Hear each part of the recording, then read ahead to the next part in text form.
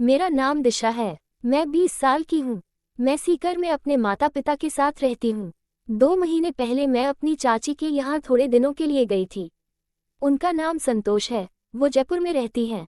मेरे चाचा का काम दिल्ली में है, तो वो वहीं रहते हैं, महीने में 1 बार आते हैं। यहाँ जयपुर में मेरी चाची और उनका एक लड़का रवि है, रहते हैं। मेरी चाची की उम्र 36 साल है। समय बिताने के लिए वो एक कंपनी में नौकरी करती हैं।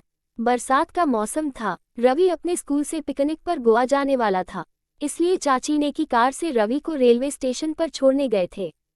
हम स्टेशन पर उसको छोड़कर वापस चाची के घर आ गए। बारिश का मौसम था। फिर चाची रात का खाना तैयार करने के लिए रसोई में चली गई और मैं नहाने लगी। तभी घंटी बजने की आवाज़ सुनाई दी। मैं नहा रही थी। 5 मिनट बाद मुझे चाची के जोर जोर से किसी के साथ झगड़ने की आवाज़ सुनाई दी। मैं जल्दी से नहाकर सिर्फ तौलिया लपेटकर बाहर आई तो मैंने देखा कि 2 आदमी चाची के साथ झगड़ रहे हैं।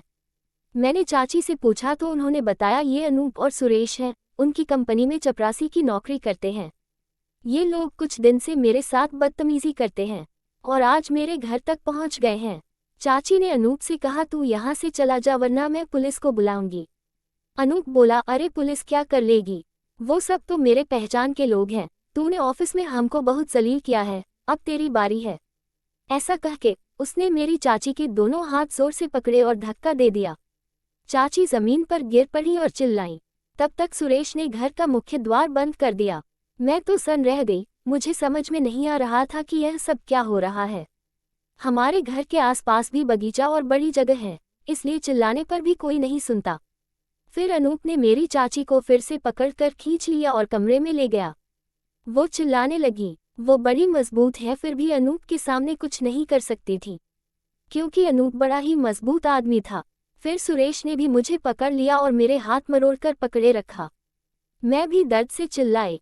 फिर मैंने झटका देकर अपने आप को छुड़ाया और टेबल पर हमारा पर्स पड़ा था, उसमें से 2000 रुपये निकाले और अनूप को दिखाए और बोली ये पैसे हैं, तुम लेकर चले जाओ। अनूप सुरेश से बोला अरे ये तो पैसे दे रही है, ले ले।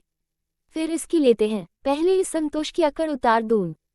फिर वो चाची के गाल पर रसपान लेने लगा। चाची चिल्लाई और फिर उनका दिमाग सुन्न हो गया। तब तक सुरेश ने मुझे अपनी बाहों में पकड़कर उल्टा फर्श पर गिरा दिया और पीछे से मेरे हाथ पकड़ लिए थे। मैं बेबस सी हो महसूस कर रही थी। अनूप ने चाची को फिर बिस्तर पर जोर से धक्का देकर लिटा दिया। तब तक चाची को थोड़ा दबे स्वर में मिन्नतें करने लगी, लेकिन अनूप तो अलग ही मूड में था। उसने अपना नागराज बाहर निकाला।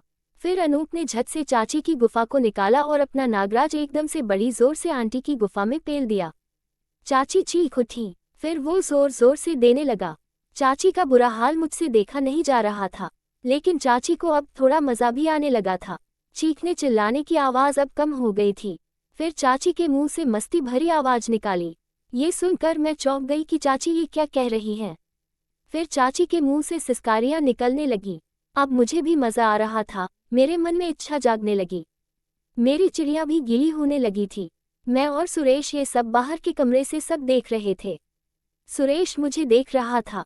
मैं समझ गई कि अब मेरी बारी है। ये देखकर मैं अब अपने आप को भी काबू नहीं कर सकती थी। मैंने अपने सिर को पीछे मोड़कर सुरेश की तरफ देखा। वो समझ गया कि मैं क्या चाहती हूँ। फिर सुरेश मुझे दूसरे कमरे में ले गया और उसने भी मेरी चीखें निकल दी। एक कमरे में चाची चिल्ला रही थी और दूसरे कमरे में मैं चिल्ला रही थी।